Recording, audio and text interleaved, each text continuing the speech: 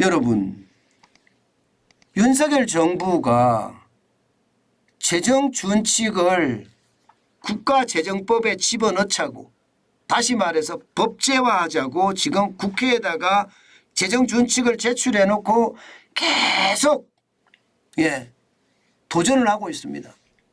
물론 야당의 벽에 맞춰서 지금 안 들어가죠. 야당의 벽에 맞춰서.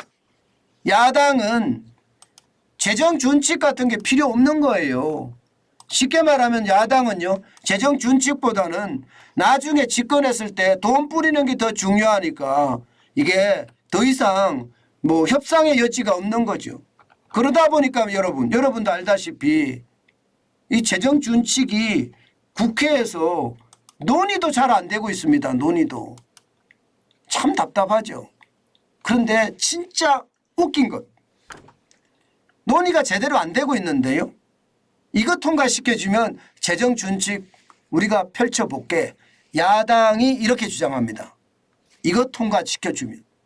이것이 뭔지 아세요? 여러분, 놀라운 진짜 법이에요. 정부 공공조달 중 사회적 기업에 의무로 배정하는 비율, 쉽게 말하면 정부 조달액의 10%를 사회적 기업에 의무 배정하자는 법이에요. 이 법 이름이 사회적 경제 기본법이에요. 아이고, 소리만 들어도 사회주의 느낌이 펄펄 나죠. 사회적 경제 기본법. 이게 공산주의로 가자는 이야기인가요? 저는 그거보다가 말입니다, 결국 운동권 퍼주기법이다 이렇게 생각합니다. 왜냐고요? 이 사회적 기업이라는 거 말입니다. 이 사회적 기업에 종사하고 있는 사람들이 가만히 보면 말입니다, 약자들을 등에 업고 사회적 기업이라는 것을 내세워서 본인들의 이익을 취하는 집단 굉장히 많습니다. 그중에는요, 운동권들이 굉장히 크게 많이 장악을 하고 있습니다. 운동권들이 진짜 장난 아니다 이렇게 이야기할 정도로 굉장히 크게 장악을 하고 있습니다. 그런데 이게 정부 조달이 1년에 70조인데 그중에 7조를 내놔라 이렇게 이야기하는 거거든. 10%니까 7조를. 아니 여러분들 같으면 이게 공공조달액이면 정부가 매입을 하는 건데 여기에 7조를 사회적 기업, 그것도 운동권들이 굉장히 많은 그 기업에 할당을 하겠습니까? 이렇게 해서는 안 되죠. 경쟁을 해야죠. 저는 사회적 기업이라고 해서요, 무조건적인 할당이 중요한 게 아니라고 생각을 해요. 지금도 역시나 많은데 무조건 할당을 10%까지 하라고요? 7조까지 할당을 하라고요? 그러면 그 돈 가지고 뭐 하겠다는 거예요? 그 돈 가지고 또 사회적인 어떤 현금 살포하겠다는 이야기인가요? 아니면 표밭 따지기 하는 건가요? 제가 봐서는 표밭 따지기 같으네요. 이게 여러분 사회적 경제 기본법이 적용되는 것이 결국은 정부 조달, 지자체 조달 이런 쪽이거든요. 그만 그들이 사회적 기업을 만들어서 그들끼리 10%를 그냥 해먹자는 그런 뜻 아닌가요? 저는 그렇게 보입니다. 저는 그렇게 보여요. 그래서 굉장히 충격적이다 이런 생각이 들 수밖에 없습니다. 실제 말입니다. 태양광 협동조합 세 곳에 보면요, 실제 운동권 출신들이 얼마나 포함이 되어 있느냐, 2017년 기준이긴 합니다. 아마 2017년 기준이었으니까 18년, 19년, 20년, 21년, 22년 가면서 더 많아졌겠죠. 정부 보조금의 43%를 운동권이 가져갔습니다.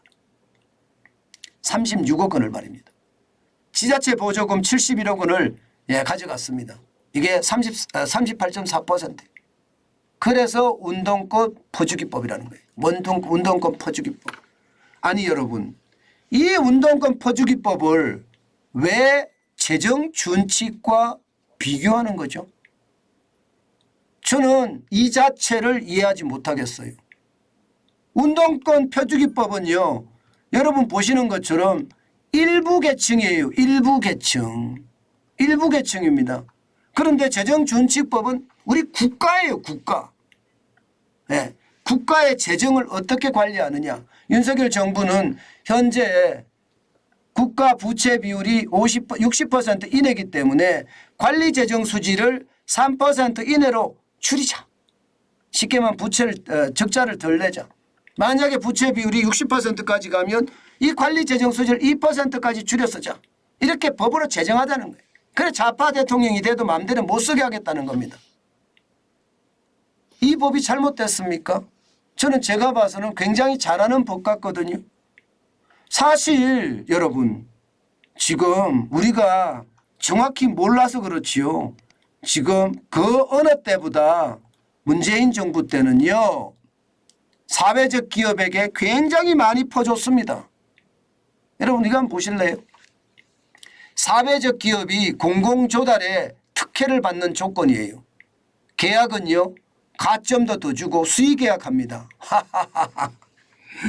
야 수의계약한대요. 세상에 가점 주고 수의계약하는 이런 그냥 욕이 나올라 하다 안 나왔는데 제가 참겠습니다. 이건 참아야 됩니다. 예, 가점 주고 수의계약한다. 그다음에 근로자 인건비도요. 최대 50%를 지원해 줍니다. 우리 세금으로 말입니다.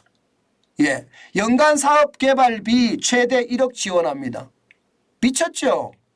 창업자금 최대 5천만 원 지원합니다. 500만 원이 아닙니다. 이게 5천만 원입니다. 5천만 원 지원합니다. 예, 그리고 법인세 면제 3년간 100% 감면해 줍니다. 이렇게 어마어마한 혜택을 주고요. 현재도 말입니다. 벌써 2조 3,938억 원을 사회적 기업에게 배당을 하고 있습니다. 지금 3.27%를 배당하고 있으니까 이걸 10%까지 높이라는 거거든요. 10%. 전체 공공조달 규모가 73조 1,708억 원인데 이거 10% 전부 다 사회적 기업에게 달라는 겁니다. 이게 말이 되나요? 문재인 정부에서 2배 올렸거든요. 2배. 보세요. 지금 보시면 2배만 더 올랐습니까? 2017년에 1조 363억 원입니다. 그런데 2022년에는요. 2조 3,938억 원입니다. 문재인 정부 때 131% 2.3배 올랐습니다. 1조 1,375억 원이나 올랐습니다. 이렇게까지 올려놨습니다. 그래서 이들은요. 이 돈 가지고 쉽게 말하면 잘 먹고 잘 사는 거예요. 잘 먹고 잘 산다. 저는 이런 것을 보면서 왜 우리나라는요. 이게 좌파라는 사람들이 이렇게 기승을 부리나 저는 그런 생각을 너무 많이 합니다. 저는 진보가 있는 것에 대해서는 저는 박수를 치고 환영을 하는데요. 왜냐하면 보수가 있으면 진보가 있어서 서로 경쟁의 논리가 돼야 되고 견제의 논리가 돼야 된다는 거. 그런데 지금처럼 이렇게 계속해서 퍼주면 나라 경제는 어떻게 될까요? 저는 오히려 말입니다. 사회적 기업도요. 정확히 말입니다. 이게 옥석을 가려야 합니다. 진짜 사회적 기업이 있거든요. 예, 우리 장애인들을 중심으로 해서 그들이 제품을 만들어서 진짜 고생해서 뭔가 해내는 것. 이런 기업들은 진짜 도와줘야 됩니다. 진짜 도와줘야 돼. 그래서 으쌰으쌰 하면서 말입니다. 그들에게 힘을 넣어줘야 됩니다. 이거는 공공조달해서 저는 어느 정도 규모를 배정하는 거 저는 옳은 일이라고 생각합니다. 그런데 멀쩡한 사람들이 과거에 운동권에서 운동을 했다는 경력으로 그들에게 특혜를 베풀어 준다는 것 이거 안 됩니다. 이게 바로 포퓰리즘입니다. 저는 이런 포퓰리즘이 배격돼야 됩니다. 배격되지 않고 지금도 더불어민주당은 나라법하고요. 거들법하고 가지고 이게 타협을 하고 한다고 하니까 이게 협치가 되겠습니까? 적어도 말입니다. 그들의 어떤 내로남불이라고 하는 그들만의 리그를 하지 마시고 대한민국이라는 국가를 보고 국민이 어떻게 할 것인가 국가가 어떻게 하실 것인가 여기에 고민에 초점을 두는 것은 어떨까요? 그러면 정말로 국가 지도자라는 이야기를 들을 수 있겠죠. 지금처럼요. 국가 지도자인 것 같은데 참 염치가 없는 국가 지도자다. 이런 말은 최소한 듣지 않을 거 아니에요. 오죽했으면 여러분 국민이 국회의원이라고 이야기해야 되는데 국회라는 표현을 쓰잖아요. 국회의원이라고 쓰잖아요. 오죽했으면 국민이 그렇게 쓰겠습니까? 제발 나만 위하지 말고 내 편만 위하지 말고 우리 사회와 우리 국가와 우리 국민들을 위해서 일했으면 진짜 좋겠습니다. 결국이요. 저는 계속 외칠 거예요. 포퓰리즘을 깨자고 계속 외칠 겁니다. 미랄이 되겠죠. 저도요. 예, 저 같은 미랄이 많이 이렇게 일어나게 되면요. 우리도 그리스와 같은 큰 변혁을 만들어내지 않겠느냐. 예, 땀 흘려 일하는 것이 더 행복하다는 것 말입니다.